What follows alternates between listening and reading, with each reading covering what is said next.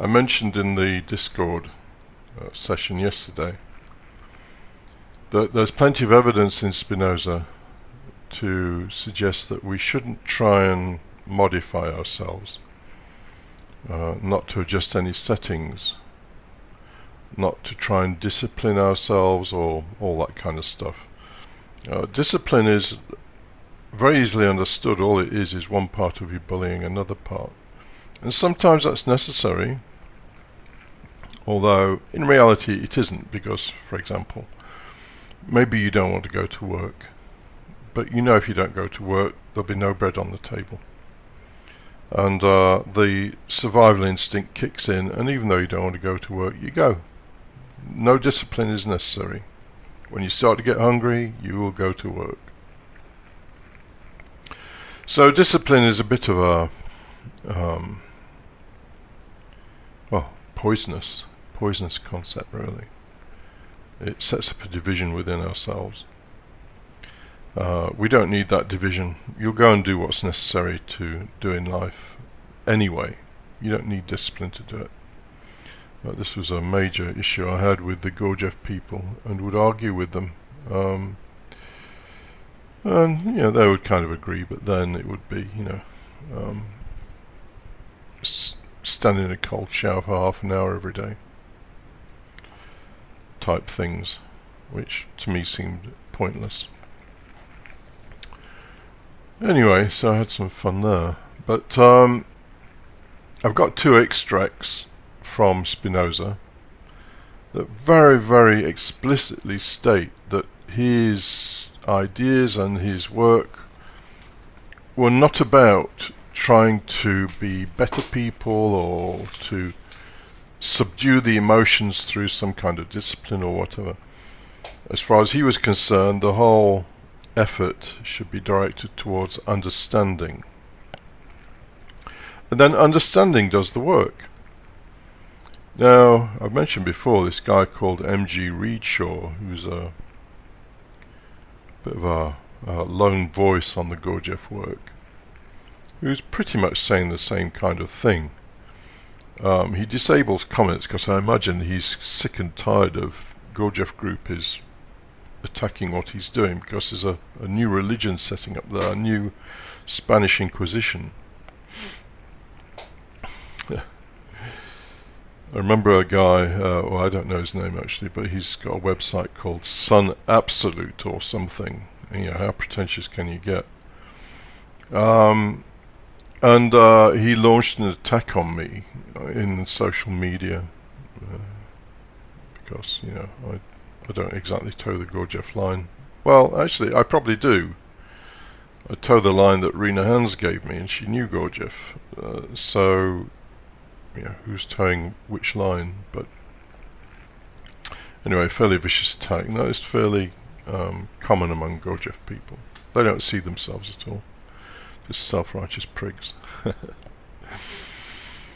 Anyway, let me get back to Spinoza. So let me quote this piece from the short treatise, the second book in the short treatise, chapter 26. There's some great chapters towards the end of the short treatise. I haven't really treated the short treatise at all in our discussions of Spinoza. So I probably will do, because there's some really good stuff in there.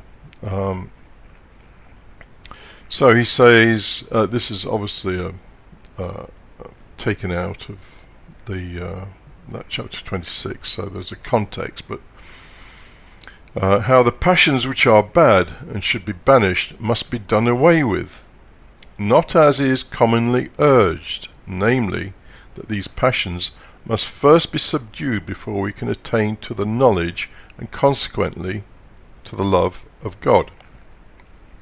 I'll talk about this love of God thing another time.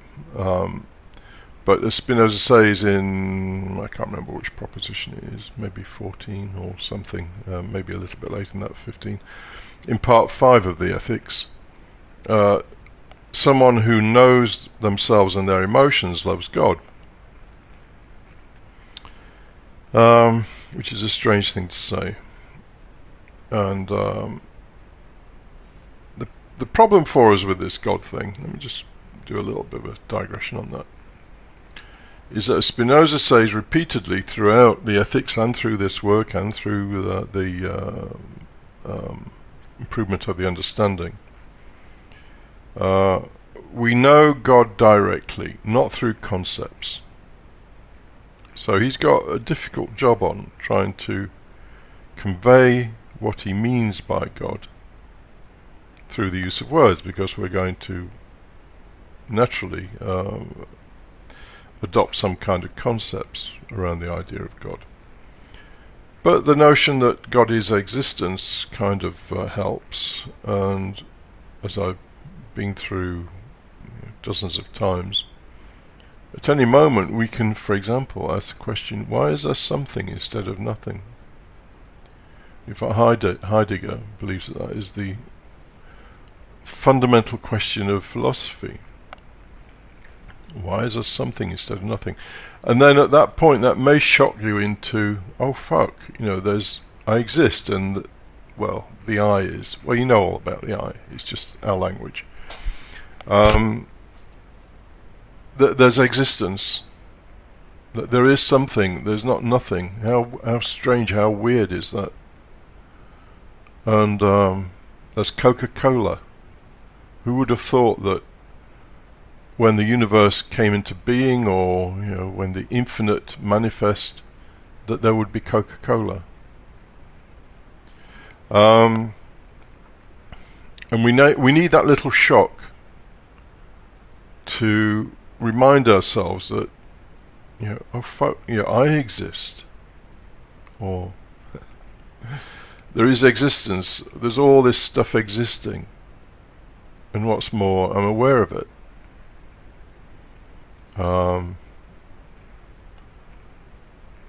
It's hard to convey because, as I mentioned in the Discord, if there's no emotion attached to this kind of knowledge, then it's empty. You can say to yourself, oh, there is existence, and it'll be as dry and as barren as whatever. But if you can get a little shock that tweaks a particular kind of emotion, why is there something instead of nothing? Oh fuck, yeah, there's something, how weird. And there's a kind of emotion, and that's what you need. And maybe it's something else that would do that for you, but that question, why is there something instead of nothing, is, for me anyway, a good little tweak to get that sense of wonder.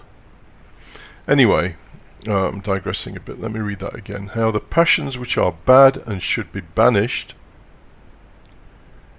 must be done away with, not as is commonly urged, namely that these passions must first be subdued before we can attain to the knowledge and consequently to the love of God.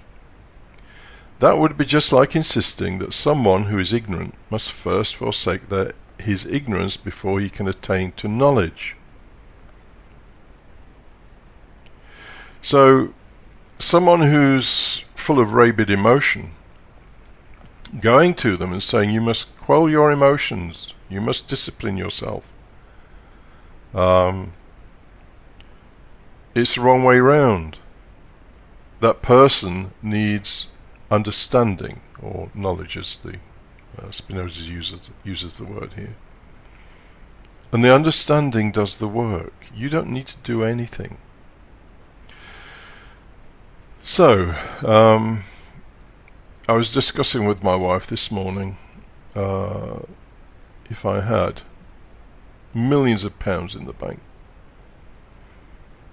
I'd like to buy myself a Porsche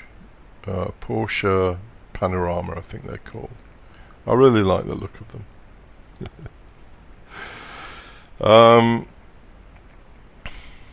And I caught myself saying, oh Martin, you're being very materialistic, blah blah blah. But you can do whatever you want, because whatever you do at any particular moment is just a reflection of your level of understanding. To try and do it the other way round, which is, oh Martin, you're such a bad person wanting these material things, is stupid. It's just plain stupidity. It's to try and explain it, if we look at levels, so there's a level of the passions. It's just one passion, which is this inner policeman who's taken exception to my liking for Porsche panoramas, saying to my liking for Porsche panoramas, oh, you're very naughty, you shouldn't do that. But then there's another level, which is the understanding which underlies everything. I can see I'm going to have to do quite a bit of Spinoza actually, because there's a lot of background to that. But there's another level below, which is where the understanding is, that is the foundation, if you like, for our, or many of our passions. And so as you change the understanding, so the passions will change. I'm not going to pretend that I wouldn't like a Porsche panorama. It's not like I'm desperate for one and I look at the magazines all day or anything. I don't. I just happen to see one. But even if I did, sit there like some fool staring at magazines all day of Porsche panoramas, that is the state that I would truly be in. No point criticizing it. That's where I am. So what Spinoza is saying here, I'll read it again, that would just be like insisting that someone who is ignorant must first forsake his ignorance before he can attain to knowledge. But the truth is this, that only knowledge can cause the disappearance thereof, namely the passions, as is evident from all that we have said. Engrave that on your forehead. Only knowledge can cause the disappearance of the passions. Knowledge and understanding. Self-flagellation, self-judgment, and all the rest of it will not do it. So, carry on eating the donuts. Carry on drooling over Porsche panoramas. As your understanding changes, so will your passions and your emotions.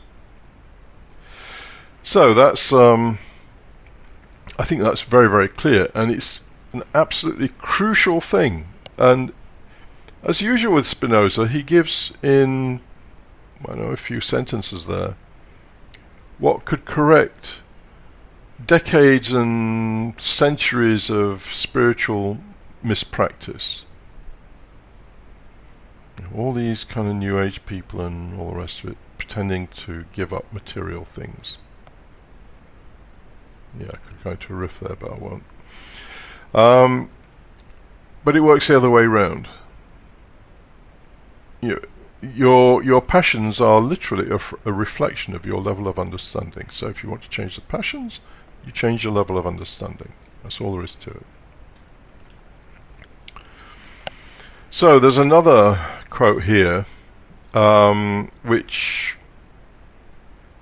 kind of spookily mirrors the nature of our practice on this channel. I'll read it. At first we have to show that in nature there is a body, namely your body, through whose form and activities we are affected. Your body is the way that you are affected. Again, I've been through this a number of times, but if you had no body, clearly there would be no way for you to be affected. And remember that your mind is the idea of your body, for most people anyway, because they have nothing else in there. There's just this idea of a body that's warm, cold, hungry, thirsty, wants sex or whatever, and corresponding ideas that happen in the mind. First we have to show that in nature there is a body through whose form and activities we are affected, and thus become aware of it. And there is our observation. If you're not aware of what's going on in your body, then you don't stand a chance. Your body is the thing that is the trigger for various passions and emotions. So if you can't Or if you don't collect any data on the behavior of your body, then how are you going to be able to deal with the emotions and so on? And the reason why we do this is because when we get an insight into the activities of the body and the effects they produce, then we shall also discover the first and foremost cause of all those passions. So all the practices we've been talking about and so on are contained in this sentence or two. At the same time, also that through which all those passions might be annihilated. Well, he's said out there annihilated through understanding. So I'll read that again because it's a very important passage. First, we have to show that in nature there is a body through whose form and activities we are affected, and thus become aware of it, namely we observe it. And the reason why we do this is because when we get an insight, in other words understanding, into the activities of the body and the effects which they produce, then we shall also discover the first and foremost cause of all those passions. At the same time, also that through which all those passions might be annihilated. I don't think it needs to be any more explicit, really. I will do a podcast on Spinoza's thing about God, because to communicate that is almost kind of impossible, because there has to be some emotional thing going on with it. It can't just be, oh yeah, there's existence, how interesting. That doesn't carry any weight, but the whole thing of, oh fuck, yeah, there's something out, isn't that weird? There has to be some kind of sense of mystery or wonder associated with it, which people don't normally experience. Anyway, I thought to produce that. So the central message from this is carry on eating the donuts. As your level of understanding changes, then at some point the donuts may not seem all that attractive. As Fritz Perls, the guy who was behind the Gestalt therapy, when someone pointed out to him that he chain smoked, he said, "Oh, I'll give the smoking up when it gives me up." And it's kind of like that. I mean, I've more or less given up smoking, not because I particularly wanted to, but because my body just says no. I do smoke a little bit, but not very much. Anyway, so there's all these things, the same with Kant, the same with Spinoza, an inversion of common understanding. No wonder Gurdjieff said we see the world topsy-turvy. The common understanding is that you discipline. You start with the passions and you discipline them and deny them and all that kind of stuff. It doesn't work. All that happens is you end up with a nervous breakdown or something. The way to do it is through understanding and reason, and then the passions and all the rest of it just change of their own nature. And your passions really are just a reflection of where you're at in your level of understanding, which for me isn't all that very high, because I still like Porsche panoramas.